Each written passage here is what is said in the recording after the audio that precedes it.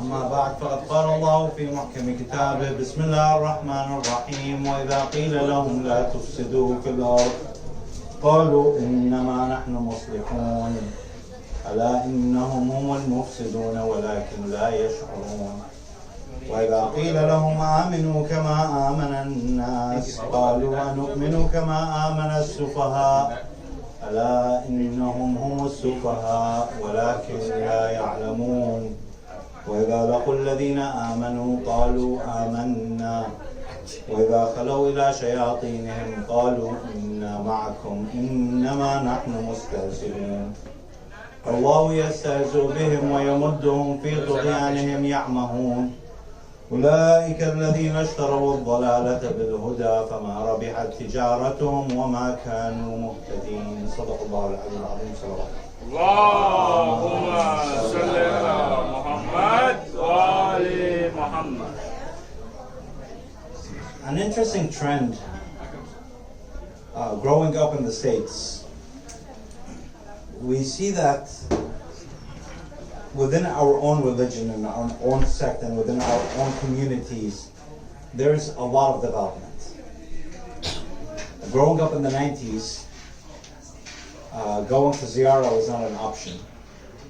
And if somebody went for ziyarah, for example, rarely there would be one person paying a lot of money and a lot of visas and a lot of protection managed to, when they come back, they become the most respected person in the community for years. Like people would do tabarruk and tell him because he went to Imam Hussain. This is how we took it.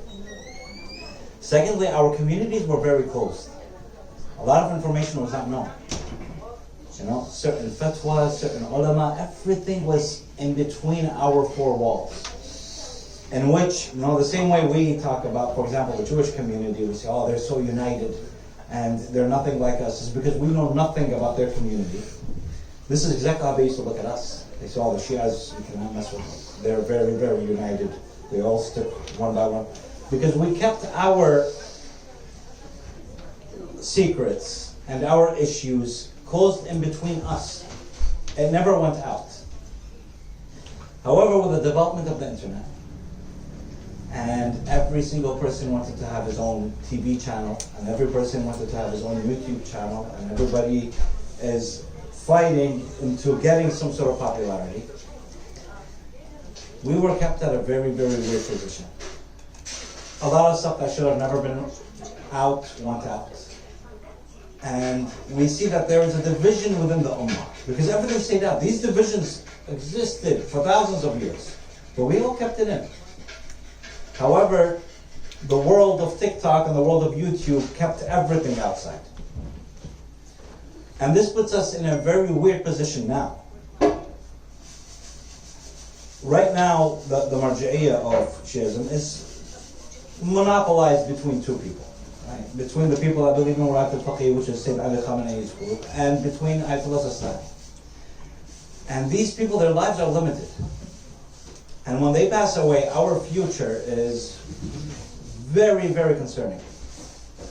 Because nobody knows what's going to happen. The marja'iyah market back in the day was very, very limited. I mean, it was very well known. It was going to be 1, 2, 3 people and that's it. Now there's 50, 60 people running up for it.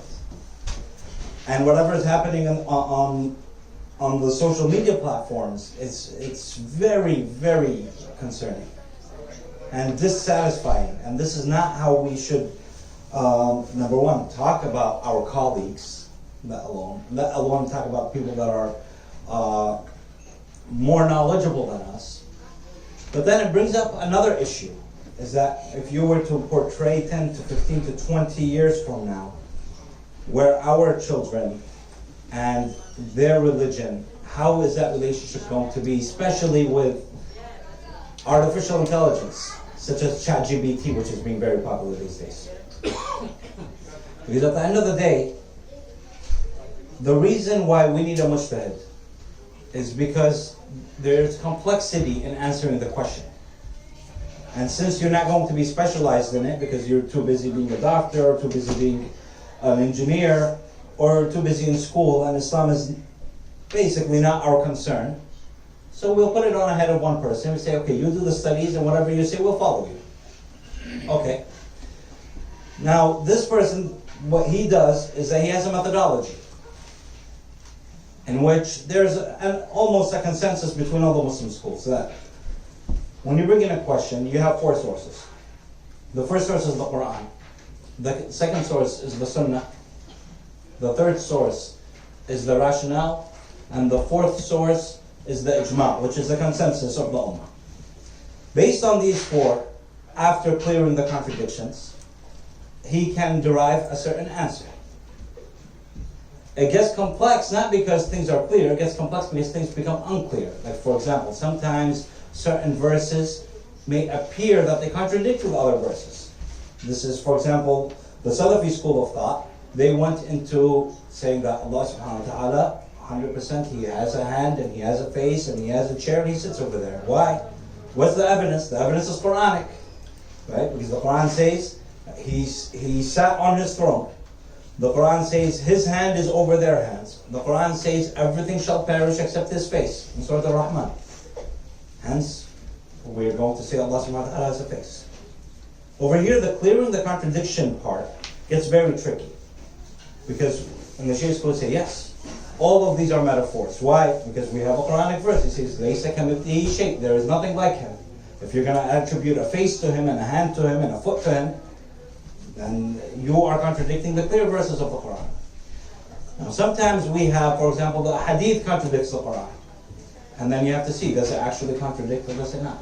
However, these human tasks that our maraji do to come up with a conclusion are something that we can actually send to a computer.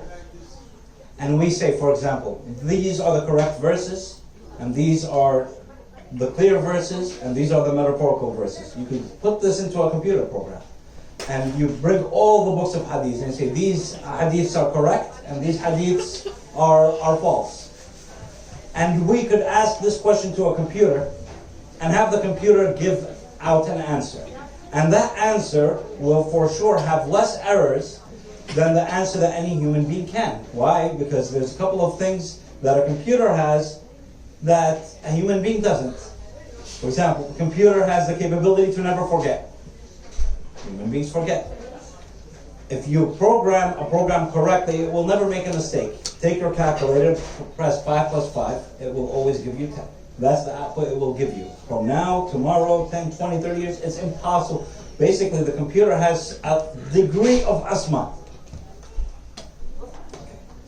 Now, if we were to say that the science of deduction in Islam is something that is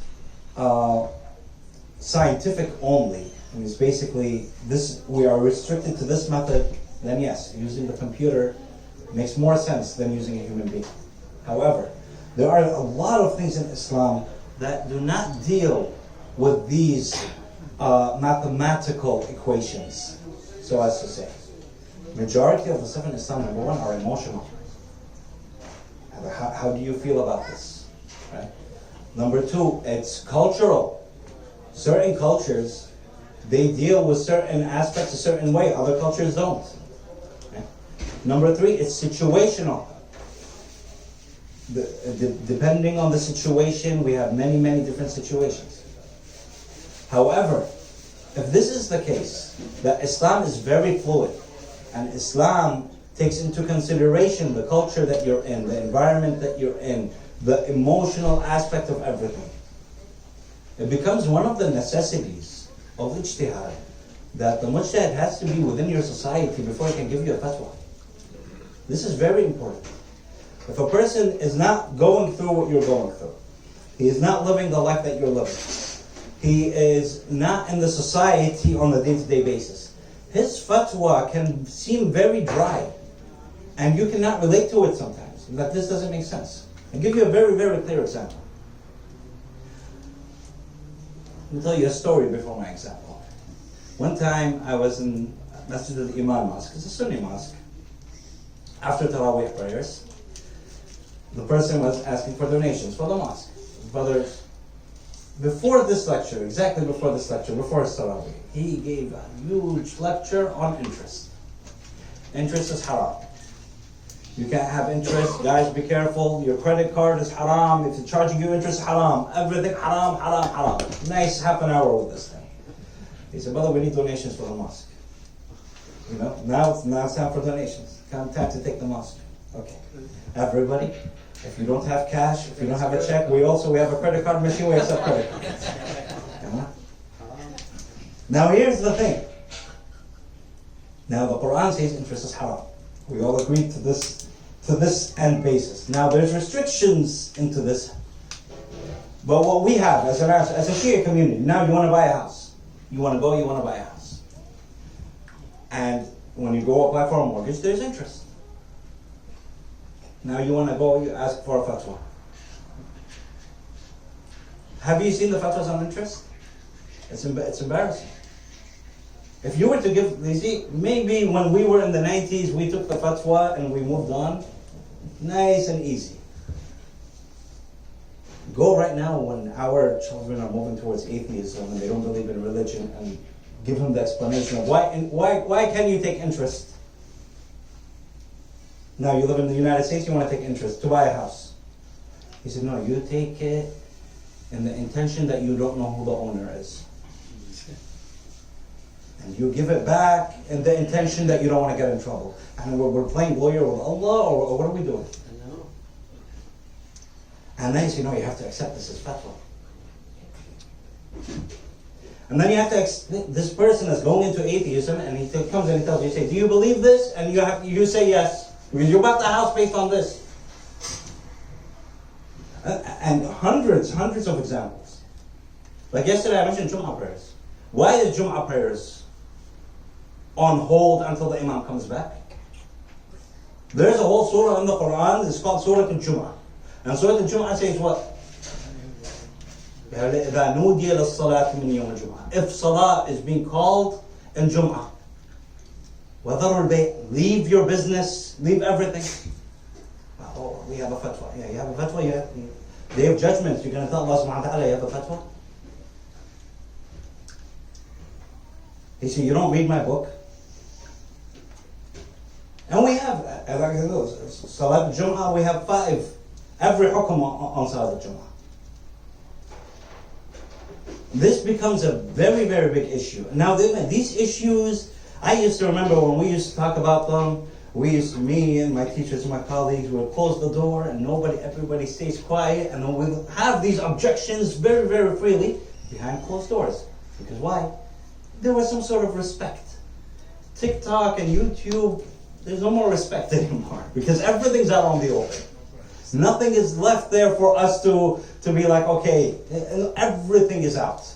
And then forget, like within our Shi'i channels, which is another problem. I don't know about the rest of the countries. Iraqi Shi'i channels itself, by the way, there's more than 50 just Shi'i channels. To operate a channel costs more than $1 million a year. To operate one channel. Why do we have 50 of them? Is everybody in the Iraqi Shia community, everyone is rich and we're full of orphans, widows. What are these channels doing? For what? And then what is the content? Literally the content. Number 1, Matam 24/7. Now it became, I used to remember when we used to go for Ashura, because rarely you would even have a majlis. You know, when you go to the majlis and then you listen to Anoha and you listen to Matam, you really, really feel it. It gets you to that spiritual climax. Now you hear it every single day. 15 Sha'ban, Sha'ban, to begin with, Sha'ban is the happiest month in the Islamic year. Nothing sad happened in Sha'ban. It's all wiladat, they're playing nomas. Why? So we deal with this every single time. And then it makes it like the verses that I just read, right? It says, وَإِذَا قِيلَ لَهُمْ, and if you tell them, don't cause corruption on this earth. قَالُوا إِنَّمَا نَحْنُ مُصْلِحُونَ. They say, no, we're not causing corruption. We're fixing. They appointed themselves to fix the societies and to fix it. How about like one of the main reasons why I love this community and communities like this? is that they don't have a resident holiday. Don't have a resident holiday. And unless you want to have one condition, you're going to have a guy, you're going to pay him a yearly salary, for example. In that 1 year, you're going to come and tell him, excuse me, what did you do?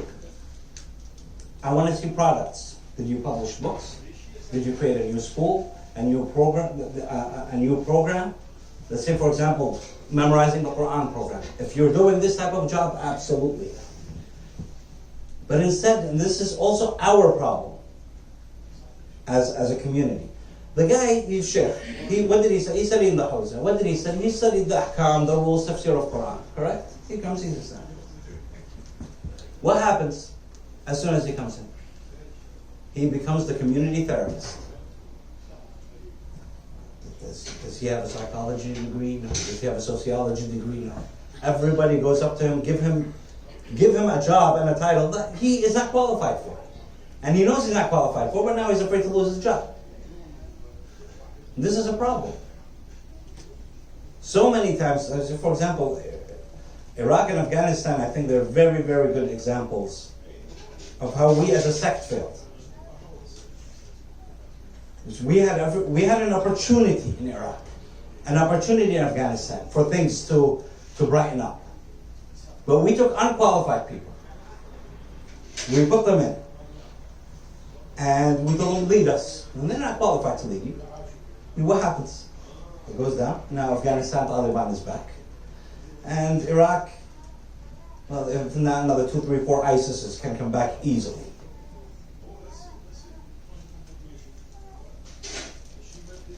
So sometimes we have to always be very, very careful. And this is why the Quran says, وَإِذَا قِيلَ لَهُمْ آمِنُوا كَمَا آمَنَ النَّاسِ. If you go to these people and say, believe like the way the people believe. قَالُوا أَنُؤْمِنُ كَمَا آمَنَ السُّفَهَاءُ. You want us to believe like these light-headed people, like the laymen, like the regular people? If you look at the iman of the regular people, us, the regular people. Our iman is very simple. Yeah, we believe in Allah. We believe in Prophet Muhammad. We believe in Ali ibn Allah. Right? Done. End of story. There's nothing to it. It's a very, very easy religion. Very, very easy faith. Usually the people that sit on this member, unfortunately, they try to complicate the religion. Why? Because they say, no, this faith is not enough. You have to have more faith. Add more things. What do you want to add to it? Why do you want to complicate? We are in a very, very sensitive situation. Right now, the Hausa of Qom and the Hausa of Najaf, they have failed to do one thing, which was the most important thing, right? Is to combat atheism properly. And this is the problem of our time, at least for us in America. I've read all of the replies against atheists. They're very, very weak. And then we have a beautiful answer when a teenage boy comes to us, or an adult. He comes and says, I have this question. Brother, this is the shaitan. It's haram to ask this question. You don't have an answer, so blame it on the shaitan, and inshallah it'll work out. Oh, brother, you know what you should do? You should go to ziyarah. It'll help you. You know how many people I noticed this from my experience. If you want to test your iman truly, go to Hajj. Hajj is the biggest test of iman.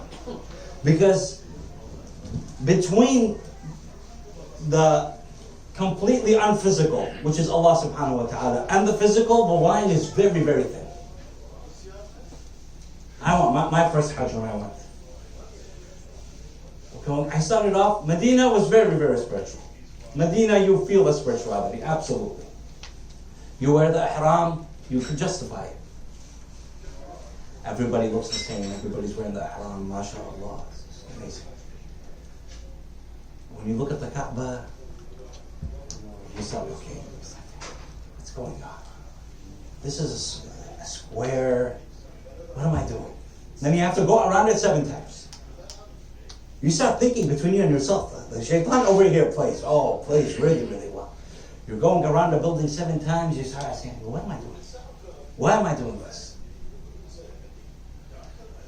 And you think going around the Kaaba, for those that haven't went, you think going around the Kaaba 7 times during Hajj is easy. It takes about 2 to 3 hours. And then it has to be between Maqam Ibrahim and the Kaaba. Good luck.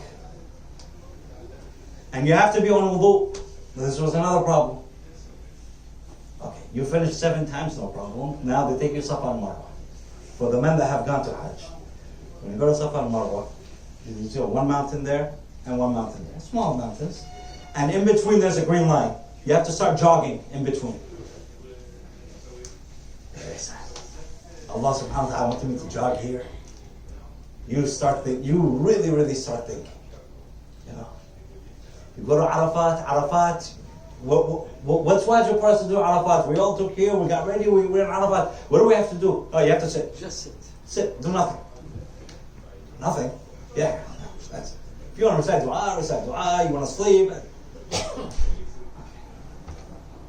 Then you go into the shaitan. You have to go pick up stones from Muzdalifah, you're picking up stones. You start thinking, is this what I'm doing as a Muslim?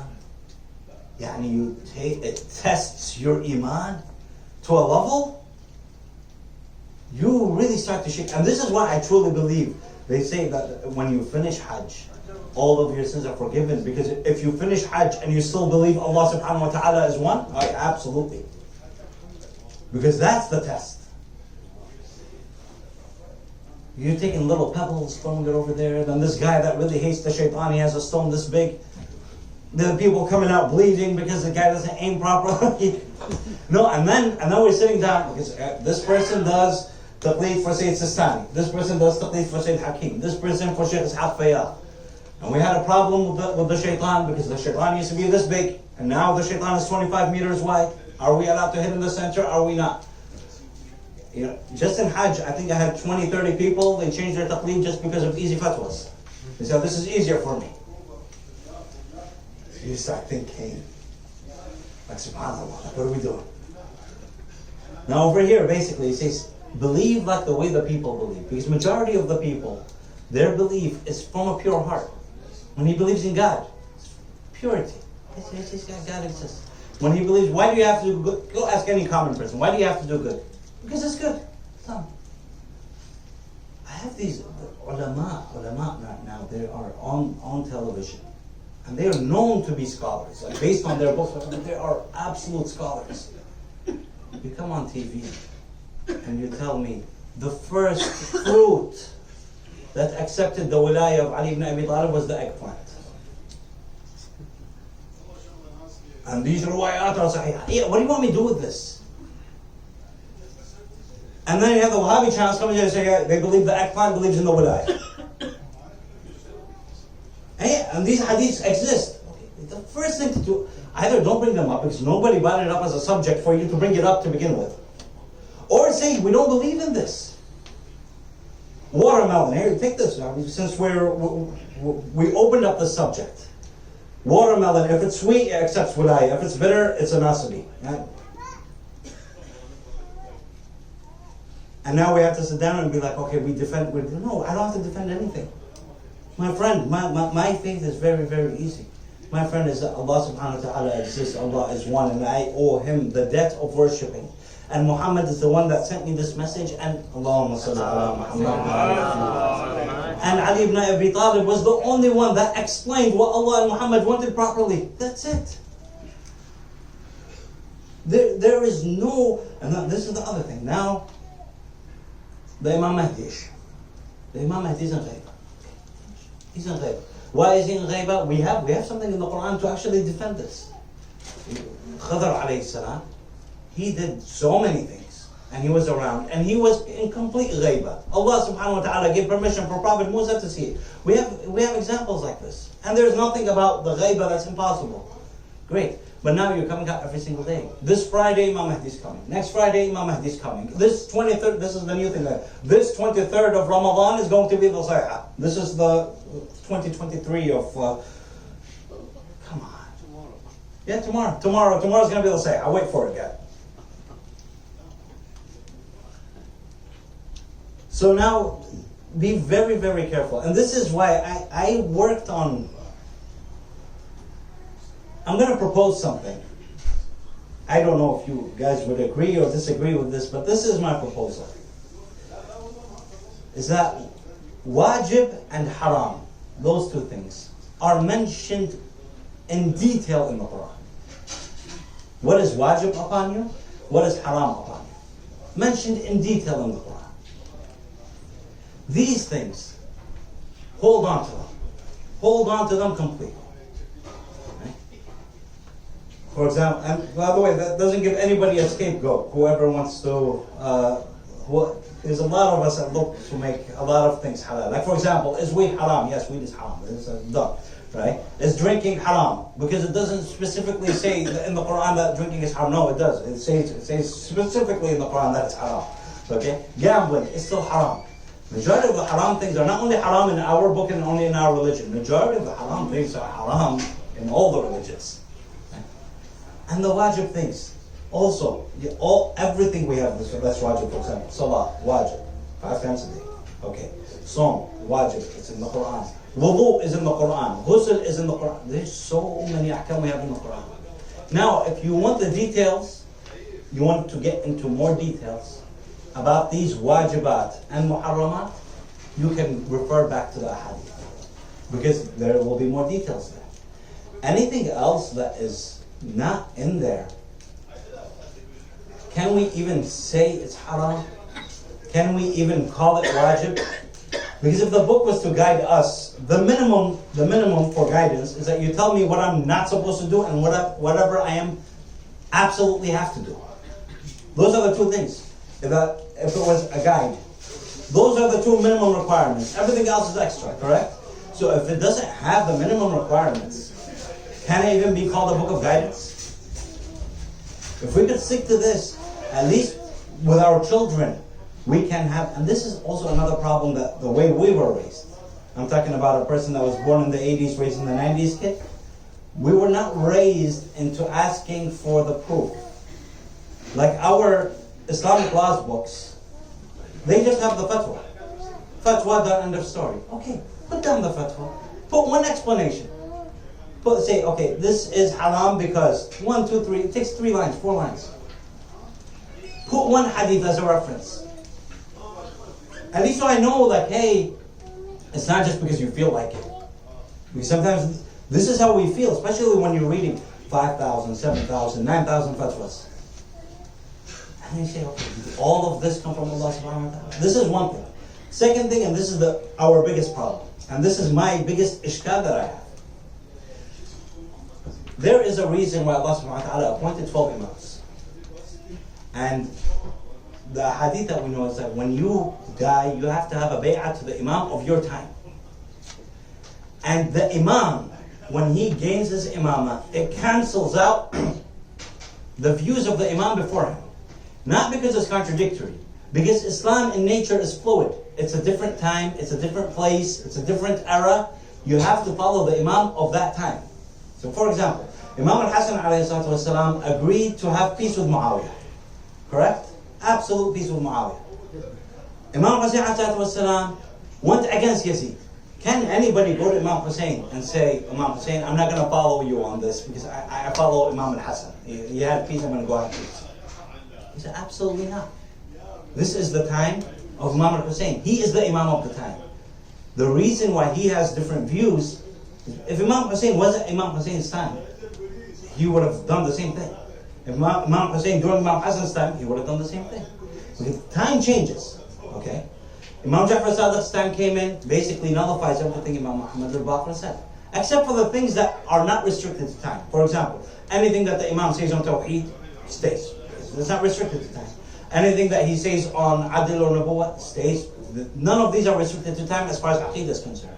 As far as our ibadat are concerned, they're all restricted to time. So, and all the Shias used to follow the Imam of their time. Only the Imam of their time. What we did in the time of Ghaibah, now who's the Imam of our time? Imam Mahdi. How many ahadiths we have from him? Very few. Very, very limited. So now what did we do? We decided to go back to all of the other Imams. With what purpose? With what reasoning? And the Imams, when they were giving and they were talking to the people of their time, to to the time of their time. Now you give, and then we have the biggest problem in ijtihad, like the biggest issue, the most complex issue in ijtihad is بحث تعارض الأدلة, which means the contradictions of the hadith. Because Imam Ja'far Sadiq said something, pure example. Are you allowed to eat the slaughterings of Ahl al-Kitab? Shi'i fatwa, common Shi'i fatwa, it's haram. Why? Because we have a hadith from Imam Ja'far Sadiq that says haram. Okay. We also have a hadith that are even more correct from Imam al-Jawad that says it's halal. Very well. So what did we do? We said, okay, Imam al-Jawad's hadith contradicts with Imam Ja'far Sadiq's hadith. So what do? We're going to take ihtiyat. We're going to take this one over this one, at least to be safe. Meanwhile, Imam Ja'far Sadiq made it haram for a reason, and Imam al-Jawad made it halal for a reason, and our time, all we did was go back. Why did we go back? Instead of moving forward. So there has to be this is especially for us that's living in the States. We need to find a method, even if we would have to be tied for the people back home, we need to tell them, listen, we need a person that can study this area, that know this area, and that you give him the capability of istinbat also. So he can give proper verdicts for our time. Otherwise, we will lose our children. والصلاة والسلام على سيدنا ونبينا محمد وعلى أهل بيته الطيبين الطاهرين.